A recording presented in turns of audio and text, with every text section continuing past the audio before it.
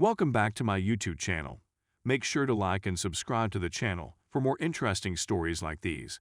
Now, let's get into today's story video. Ada for asking my brother not to bring his boyfriend to my wedding. This is the worst of the worst. I'm having trouble sleeping because of this. I'm getting married in a week to an amazing lady, and I can't wait to be her husband. My brother is, but my family is unaware. Only my parents and I are aware. I come from a really old-school conventional family. Therefore, the older generation, grandparents and certain aunts/uncles, still think in the past century, while the younger generation, cousins/siblings, are open-minded and live in the present. Really, my brother has been dating his boyfriend for 6 months now, and he's fantastic. I'm so glad my brother met a good person. But it's a bit of a secret since he hasn't informed my family that I've been urging him for years that he should come out since I know how much it bothers him, and I believe it would make him feel better not to conceal any longer, plus I'm sure a few family members already know. But he disagrees since he knows that a portion of the family will not accept it and that there will be a lot of turmoil. I view it the other way around. The sooner you realize who the fools are, the sooner we can take them out of our life. I don't want anybody in my life who doesn't accept my brother's. Anyway, that's his choice, not mine. Therefore, he won't say anything for the time being. Until a few weeks ago, when he mentioned bringing his girlfriend to my wedding. To be honest, I wasn't expecting that. So he went from 0 to 100 in a matter of seconds. Obviously, if it were any other occasion, I would be supportive. But I don't believe my wedding day is the appropriate time to do so. Consider all the drama, gossip, and nonsense that would ensue. And I don't want to draw attention away from my fiancé on her special day.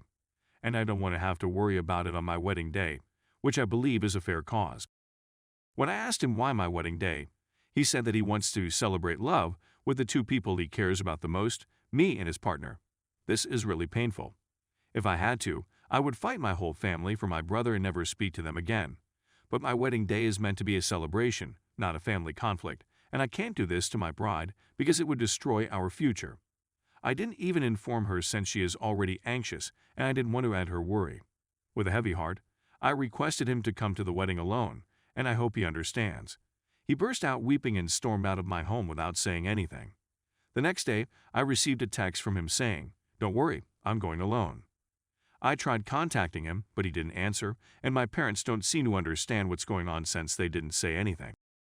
He finally called me back a few days later. We spoke. He said he understood my point of view, but things between us are still strange. Is it my fault that I handled the worst crisis of my life the way I did? Update. I talked with my fiancée. I couldn't keep this from her any longer, and she agreed with me. Clarification. I'm sure it won't be my brother who causes issues. The issue would begin with some aunt/statements, uncles, and glances. It doesn't matter. We're spending a lot of money on this wedding. We've been planning it for a long time, and my girlfriend has poured her heart and soul into it. I don't want to witness my bride or mother weep or some jerk uncle criticize my brother. Every other day of my life, I will back my brother's choice to come out. Even at the wedding, I'd undoubtedly protect him. However, the point is, not at the wedding. My brother is not that either. No, not at all. Story 2. Ada for choosing a lower-paying job without consulting my husband first. I, a 28-year-old girl, just quit my employment of 2 years. I applied for a couple jobs and received 2 offers, one of which was for a lesser wage. The lower-paying job was my ideal job, whereas the other was not. I informed my husband Sean, M28, about the ideal job, and he was thrilled for me. We didn't go into too much detail, but he was aware about the second job offer, and he advised me to accept the interview and see how it goes. The interview went well, and I took the position. When Sean asks how things are going and checks over the papers I previously signed, I'm filling out important paperwork. Before mentioning how much more the other job offered, he questioned if this is how much I'd earn. I responded sure. He claims that his job pays more than this and wonders why I would take this offer when the previous one was better. I told him I liked the setting, that it was my ideal job, that it had wonderful perks, and that the hours were significantly better. He informed me that we don't always get to choose occupations just because we enjoy them, and that it was not sensible to choose a lower-paying career for that reason. He informed me that I should have spoken to him first, that this was a choice that affected both of us, and that I was prioritizing my wishes above our needs. I told him I informed him about the interview, but he said it was a lame excuse. He didn't think I'd select a lower-paying job, but he didn't want me to regret not investigating the chance, so I didn't have any what-ifs. He then brought up our college debts, both attorneys, and how he was actively trying to pay off his while I wasn't. AITA for making this choice without consulting with my husband. $80,000 was my previous salary. The first employment offer was for $73,000. Salary for the second job offer, $220,000. Edit. To explain why I'm torn and feel the need to inquire. My husband would not have been angry if I had taken job 2 without his approval, which is why it was only because of the poor income. I mistook his enthusiasm for the interview for consent, although I did assure him that things would proceed rapidly. I was lucky to have my parents pay off a major chunk of my college debts, which are no longer a burden on my spouse owing to the prenup. My spouse believes I'm not taking the effort in repaying my college debts. I was lucky to receive assistance from my parents, who also contributed $50,000 to his school debts as a wedding gift. Since I graduated, I've been paying payments. We split all expenditures 50/50 and have a prenup, so he isn't burdened by my alleged debt. Story 3. AITA for not wanting to live with my sibling once I've moved out. I've been planning my future since I was 14, daydreaming about every aspect. I want to acquire a school bus and remodel it into something suitable for me so that I may travel alone with my cat, so that we may live the life I've always desired. But there's a problem. From the age of 14 until the present, I've been required to care for my elder sister. My brother suffers from dependent personality disorder, and I am the dependent person, or rather the carer.